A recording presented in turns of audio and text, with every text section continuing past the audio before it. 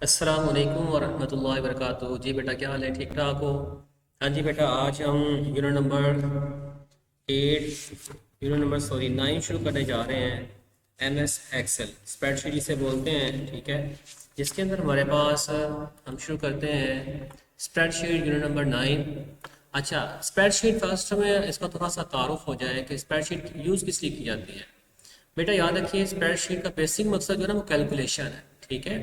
Data जिस तरह से प्रॉफिट लॉस आपने करना है, इकोनॉमिक जनरल आपने ग्राफ जनरेट करना है, आपने स्टैटिस्टिक के काम करने हैं, प्रोबेबिलिटी वगैरह यूज निकालनी है। इस तरह फीमेल्स घर का बजट बनाना चाहती हैं कि पूरे मंथ के अंदर कितने पैसे लगे, ठीक है।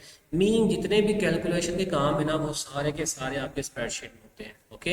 यानी ये भी क्वेश्चन आ सकता है कि which purposes we can use spreadsheet, okay.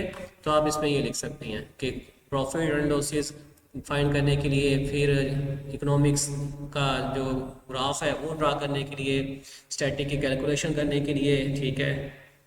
इसके अलावा घर का बजट बनाने के लिए मीन कैलकुलेशन जहाँ पे भी है वो हम इसमें कर सकते हैं, यानी डाटा इंटर भी कर सकते हैं और फिर उनको कैलकुलेट भी कर सकते हैं। एक प्रॉपर डेफिनेशन उसकी ये लिखी हुई है बेटा। एक स्प्रेडशीट प्रोग्राम एक सॉफ्टवेयर होता है, टूल है जो इंटर कर, जिसके जरिए हम इंटर कर सकते हैं, कैलकुलेट कर सकते हैं, मैनिपुलेट कर सकते हैं और एनालाइज कर सकते हैं सेट ऑफ नंबर्स, ठीक है। इसके अलावा स्पेशली तौर पर स्पेशलिटी जो स्प्रेडशीट की सॉफ्टवेयर की है वो वर्किंग विद नंबर्स के साथ है, ठीक है। नंबर के साथ आप काम कर सकते हैं। इसके अलावा it can hold large amount of data arrange in a rows and column, यानी बहुत ज़्यादा डाटा को ये रोज एंड कॉलम की फॉर्म के अंदर ये आप उसमें अरेंज कर सकते हैं। क्लियर है यहाँ तक? वैसे इसकी डेफिनेशन आप यहाँ तक भी कर सकते हैं, यहाँ से अब तक भी कर लीजिए, ठीक है, जहाँ तक आपको ईजी लगे। उसके बाद हमारे पास नेक्स्ट इसके फीचर्स है कुछ, इसको पहले आपको दिखा देता हूँ। हम खोलते हैं एक्सेल स्प्रेडशीट जो है, इसकी टाइप्स के अंदर एक्सेल है, ठीक है। ये दो टाइप्स सेम एमसीक्यूज के लिए सेम रख लीजिएगा, डोटास 1 2 3 है और एमएस एक्सेल है। हम जो जिस सॉफ्टवेयर पे काम करेंगे स्प्रेडशीट वो कौन सी है? MS Excel. कैसे खुलेगा? आपने विंडो पे क्लिक करना है, आपने लिखना है MSEXCEL, ठीक है, Excel, MS Excel 2007। Again check करते हैं, EX, ये आ गया, ओके बेटा।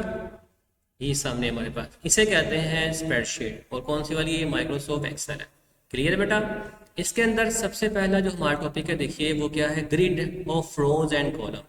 ये देखिए, ये हमारे क्या है? कॉलम्स, और यहाँ से साइड पे ये क्या है? हमारे रोज। दोबारा सुनिए, कॉलम, रोज, यानी इनके ग्रिड, ये जो लाइनें बनी हुई हैं ग्रिड कहते हैं, ठीक है। Grid of rows and column, ये इसका एक फीचर है। इसके अंदर क्या होता है बेटा? ये देखिए, इनके रोज और कॉलम का जो हमें इंटरसेक्ट होता है, जैसे ये क्या है? ये एक सेल है, ठीक है। तो हम सिंपल तौर पे यहाँ पे भी इसकी डेफिनेशन है, आगे भी इसकी डेफिनेशन आ जाएगी कि इंटरसेक्शन, ये इसकी डेफिनेशन यहाँ पे लिखी हुई है। ये देखिए, the intersection of rows and column forms a cell, ठीक है। जो इंटरसेक्शन जो काटना होता है रोज और कॉलम को, जिस जगह फट रहे होते हैं, वो एक सेल की फॉर्म बना रहा होता है, ठीक है। और हर सेल जो है ना रेफरेंस नंबर उसका होता है, ये मैं आगे जाके आपको बताता हूँ, ठीक है, कैसे वो होता है। और फिर दूसरी चीज़ उसमें लेबल्स होते हैं। आपका सेल वो दो चीज़ें उसमें हो सकती हैं, यहाँ लेबल्स हो सकते हैं और साथ वैल्यूज़। ये भी मैं आपको आगे एग्जांपल देता हूँ। वैसे यहाँ पे भी लिखा हुआ है कि लेबल क्या होता है?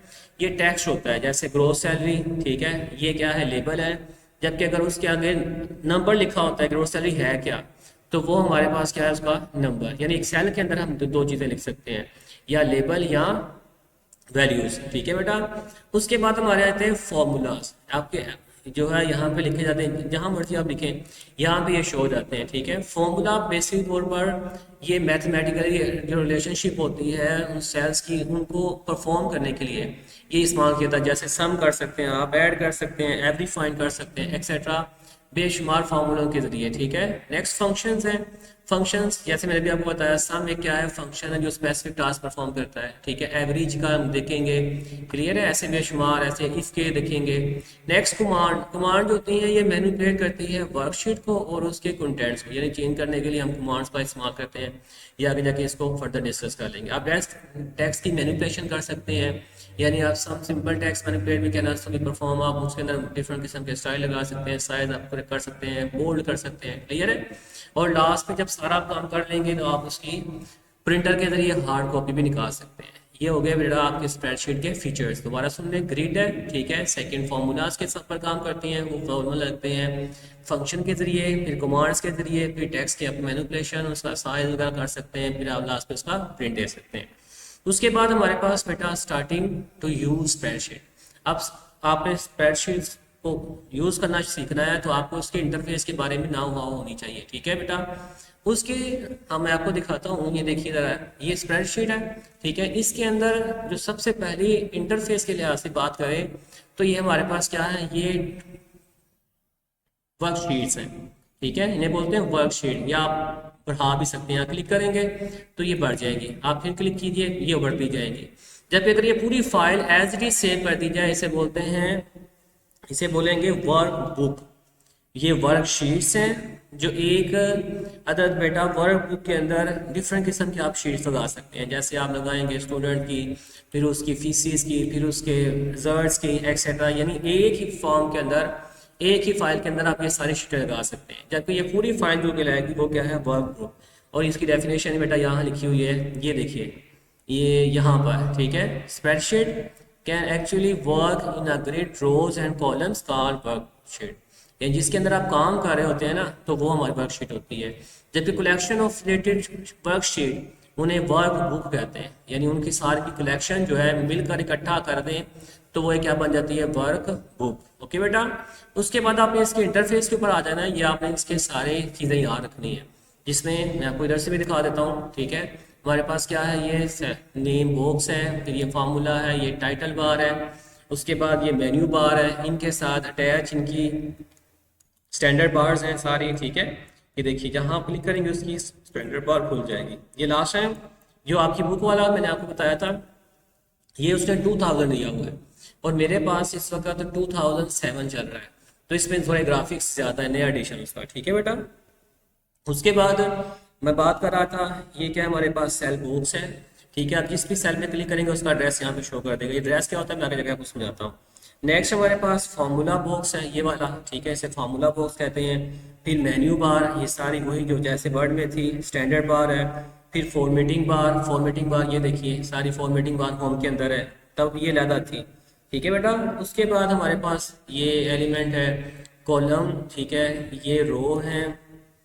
उसके बाद हमारे पास जिस भी क्लिक पे क्लिक करेंगे वो सेल है, intersection of rows and column, आपको पता है वो क्या होता है, सेल, ठीक है। उसके बाद ये क्लोज का बटन, मैक्सिमाइज, रीस्टोर का बटन और मिनिमाइज का बटन। और ये टाइटल बार जैसे वर्ड के अंदर भी थी बेटा, ठीक है। ये स्क्रॉल है, आप इससे ऊपर नीचे इसे कर सकते हैं। उसके बाद ये नीचे शीट्स को शो कर रहा है, वर्क शीट्स जितनी भी आप लगाएंगे वो सारी यहाँ पे वो शो करेगा बेटा, क्लियर है, समझ आई बेटा। उसके बाद यहाँ पे भी स्क्रॉल है, ठीक है, ये स्क्रॉल आप इधर उधर उसको कर सकते हैं, मूव कर सकते हैं, क्लियर है बेटा। ये हमारे पास हो गया इसका इंटरफेस। नेक्स्ट आ जाए, अब आप डाटा एंटर करना चाहते हैं तो उसके लिए एक चीज़ पहले समझिए, सेल की डेफिनेशन समझ आ गई, intersection of rows and column, वो जो एक खाना होता है, वो डब्बा होता है, उसे बोलते हैं सेल, ठीक है। अब सेल की दो टाइप्स हैं, एक होता है एक्टिव सेल और दूसरा होता है पैसिव सेल, ठीक है। एक्टिव सेल और passive cell. Active cell, active cell आपका वो सेल जिसके ऊपर आप काम कर रहे हैं, ठीक है। ये देखिए देयर आर टू स्टेट्स, एक सेल की दो स्टेट्स होती हैं, एक्टिव और पैसिव। एक्टिव क्या होती है, कहता है before enter data the cell must be activated. आप जैसे ही डाटा एंटर करना चाहते हैं आप पहले उसे एक्टिवेट करते हैं। देखिए मैं चाहता हूँ यहाँ पे जिस पे क्लिक करूंगा वो क्या है, उसे पहले एक्टिव कर लेते हैं, ठीक है। उसके मैं डाटा एंटर करना शुरू कर देता हूँ, जैसे मैं लिखता हूँ रोल नंबर, ठीक है। तो ये एक एक्टिव सेल है जिसके अंदर आप काम कर रहे हैं, तो बाकी जो रिमेनिंग सेल है वो सारे क्या है, पैसिव। बात समझ आई। एक्टिव सेल वो सेल के जिसके अंदर हम बेटा क्या करते हैं, काम कर रहे होते हैं, अपना डाटा लिख रहे होते हैं, जिसको हमने सेलेक्ट किया होता है उसे एक्टिव सेल कहते हैं। जबकि बाकी जो रिमेनिंग सारे के सारे वो सारे क्या हैं, पैसिव सेल, क्लियर है बेटा। ये पेपर में अक्सर क्वेश्चन आ जाता होता है, सेल, एक्टिव सेल और पैसिव सेल, ध्यान में रखिएगा। सेल क्या होता है, intersection of rows and column. Second active, इसकी दो स्टेट्स होती हैं, एक्टिव सेल और पैसिव सेल। एक्टिव सेल वो सेल, जैसे ये देखिए अब ये पैसिव हो गया, ये एक्टिव हो गया, ठीक है। वो सेल जिसके अंदर हम डाटा इनपुट कर रहे होते हैं, जैसे यहाँ पे इसकी बात कर लें तो मैं अपना नाम लिखता हूँ मोहम्मद, ठीक है। तो ये क्या है, ये पैसिव, ये एक्टिव सेल है। बाकी इसके लिहाज से तो सारे बेटा क्या है, पैसिव सेल। ओके बेटा, ये एक्टिव सेल और पैसिव सेल की डेफिनेशन याद रखिएगा। उसके बाद बात करते हैं बेटा बेसिक वर्कशीट। अब अगला टॉपिक हमारे पास क्या है, आपकी बेसिक जो वर्कशीट है, ये कॉपी पेस्ट वो सारी वही बातें जो पहले भी हमने पढ़ी हुई है, ठीक है। लेकिन यहाँ पे सिर्फ डेफिनेशन ध्यान रखिएगा। एक्टिव सेल, आज the cell that is selected is called active cell, all other cell that are not selected, ठीक है, ये सिंपल अपने से क्या कर सकते हैं, ठीक है। all cells that are not selected are called passive cell, ठीक है। जो select होता है वो active है, जो no select होता है वो passive cell। क्लियर है बेटा, ये दो स्टेट उसकी। आगे बेसिक्स ऑफ वर्कशीट, वर्कशीट की बेसिक क्या है बेटा, वर्कशीट के अंदर तीन चीजें हम इंटर करते हैं। सबसे पहले लेबल, ठीक है, वैल्यू और फार्मूला। देखिए मैं करके आपको दिखाता हूँ, जैसे ये इसी के ऊपर काम करते हैं पहले, ठीक है। एक छोटा सा हम काम करते हैं, जैसे मैं कहता हूँ रोल नंबर, ठीक है। नेक्स्ट नेम, नेक्स्ट, ठीक है, सब्जेक्ट, ठीक है, और मार्क्स।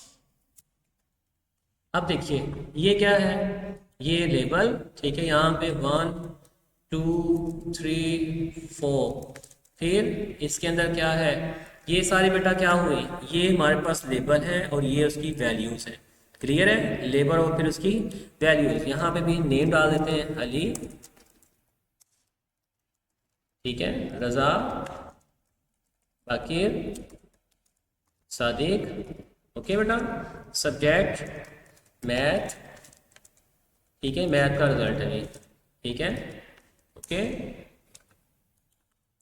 अच्छा इसको चले वो आगे जाके बताऊंगा मैं, अभी फिलहाल हम सिंपल ही से यूज करते हैं। मैथ, मैथ, क्यों गया, अब इनके आगे मार्क्स लगा देते हैं। मार्क्स भी इनके हैं, आपके डबल करें, इसका 75 है, इसके 74, ठीक है, इसका 70 और इसके 73। तो ये क्या है बेटा, ये सारे लेबल्स, ठीक है, ये भी लेबल्स के तौर पे होगी। जो नंबर है ये उसकी वैल्यूज है। ओके, दो चीजें क्लियर हो गई। थर्ड, हम इनको क्या करते हैं, जमा करते हैं, फॉर्मूला लगाते हैं, इज इक्वल टू SUM, ठीक है, और स्टार्टिंग सेल एड्रेस क्या है, F6। ये मैं भी आपको समझाता हूँ, ठीक है, क्या चीज़ होती है। Starting cell F6 to F9, ठीक है। ये मैं अभी आपको समझा देता हूँ, अभी जस्ट ये एग्जाम्पल के तौर पे बता रहा हूँ। ये तीसरा टाइप, ये लीजिए, ठीक है बेटा, ये फार्मूला यहाँ पे भी शो हो रहा होगा, इसे कहते हैं फार्मूला। यूं बेसिक तौर पर वर्कशीट तीन चीज़ों का मजमू होती है। लेबल्स, लेबल के अंदर हमारा टेक्स्ट, कुछ भी टेक्स्ट कि जो मीनिंगफुल होता है, जिसके जरिए हम वैल्यू को आइडेंटिफाई करते हैं, उसके अंदर कौन सी वैल्यू, किस तरह की वैल्यू, उसे लेबल कहते हैं, ठीक है। जबकि उसके अंदर लिखी हुई वैल्यूज वो हमारे पास बेटा क्या होती हैं, वो नंबर्स वगैरह, ये हमारे पास सारी वैल्यूज हैं। जबकि तीसरा फार्मूला होता है कि जिसके जरिए हम उसको कैलकुलेट कर रहे होते हैं। ओके, फिर हम अभी आखिरी टॉपिक बात करते हैं, सेल रेफरेंस और सेल रेंज, ठीक है। Cell reference formula, look of the content of the reference cell. ये क्या होता है बेटा, ये सेल रेफरेंस होता है ना, ये कहता है फार्मूला को कि देख ले content of the reference cell, यानी उस सेल का रेफरेंस देख ले, ठीक है। अब सेल रेफरेंस क्या होता है, इधर गौर से देखिएगा। जैसे मैं कहता हूँ इसका सेल, तो इसका सेल एड्रेस है या रेफरेंस है, दोनों नाम होता है, ठीक है, सेल एड्रेस या सेल रेफरेंस। H8, ओके, क्योंकि इधर से पहले आपने कॉलम वाइज और फिर रो वाइज, इसका सेल M और 8, ठीक है। जहां आप क्लिक करेंगे ऊपर से वो हाईलाइट भी हो जाएगा H और 16। समझ आ गई बेटा, सेल इसे बोलते हैं रेफरेंस या सेल एड्रेस। और दूसरा हमारे पास सेल रेंज। सेल रेंज क्या होता है बेटा, सेल रेंज बेसिकली तौर पर बहुत से सेल इकट्ठे सेलेक्ट करने के लिए हम इसे यूज करते हैं। जैसे मैं चाहता हूँ यही वाला, जैसे मैंने अभी किया, ये देखिए ना इसको गौर से, मैंने क्या किया, F7 से लेके F9 तक। इसका तरीका क्या, आप F7 F6 लिखेंगे। देखिए मैं चाहता हूँ यहाँ से लेके इधर तक सारे जमा हो जाए, तो आप F6 यानी इसका सेल एड्रेस और फिर कोलन साइन डालना आपने। कोलन साइन MCQs के लिए याद रखना है, ये रेंज के लिए इस्तेमाल होता है। F9 तक क्या कर दे, जमा कर दे। सम का फॉर्मूला अभी आगे जाके आ जाएगा, अभी ये बात ठीक है। तो ये देखिए उसने कर दिया, समझ आई बेटा। ये देखिए फिर यानी कोलन का साइन इस्तेमाल होता है किस लिए, फिर मैं लिख देता हूँ इज इक्वल टू, आखिरी दफ़ा is equal to S U M, ठीक है। एस यू एम लिखने के बाद किस किस को मैं जमा करना चाहता हूँ, इसको F6, ठीक है, F6 सेल रेफरेंस से लेके कोलन साइन डालना आपने, और F9 तक, ठीक है, F9 तक।